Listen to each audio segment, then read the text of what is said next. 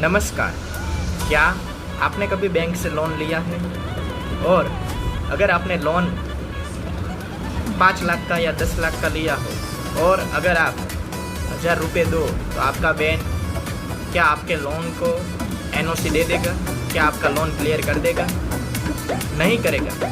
मगर भारत में ऐसा होता है। भारत के जी न्यूज़ है, उसका जो चेयरमैन उसने 22,000 करोड़ से ज़्यादा का समथिंग चंदा लिया, मतलब कि लोन लिया बैंक से, और मात्र 6 करोड़ चुका के उसने सारा लोन क्लियर करवा दिया।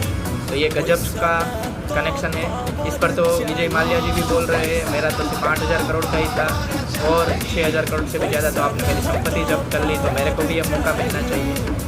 मगर विजय माल्या जी बीजेपी के में या बीजेपी के लोगों के साथ थोड़ा कनेक्शन कम रहा होगा, वरना उसका भी लोन माफ़ हो जाता। तो ये हमारे राज्यसभा के एमपी भी रह चुके हैं और है अभी पता नहीं है, मगर उसने 6 करोड़ देकर उसका सारा कर्ज चुका दिया।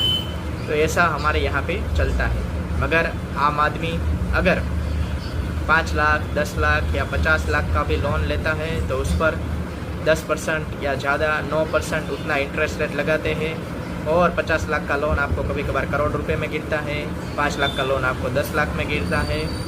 ऐसा आम आदमी के साथ होता है। मगर जो कॉरपोरेट लोग, आपने रिलायंस की भी बात सुनी होगी, रिलायंस के अनिल अंबानी पर कितना सारा कर्ज था, मगर उसने बकाया कितना किया है वो आपको पता ही होगा। तो ऐसे ही देश के हालत है।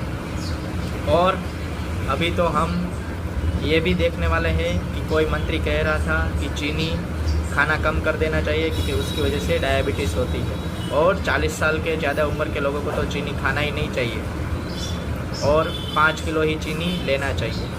तो ये मंत्री हमारे यहाँ जब प्याज के दाम बढ़ते हैं, अभी भी प्याज का दाम बढ़ा हुआ है, 40 रुपये से ज़्यादा हो गया है, तो हमारे वित्त मंत्री है वो तो ऐसा बोल देती है कि मैं तो प्याज नहीं खाती हूँ।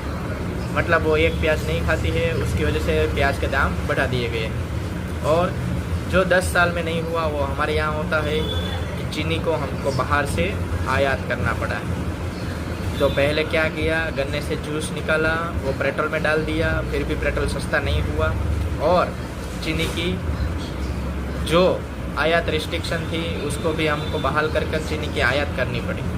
तो यही हमारी क्रोनोलॉजी है, आप अभी समझ जाए तो बेहतर है।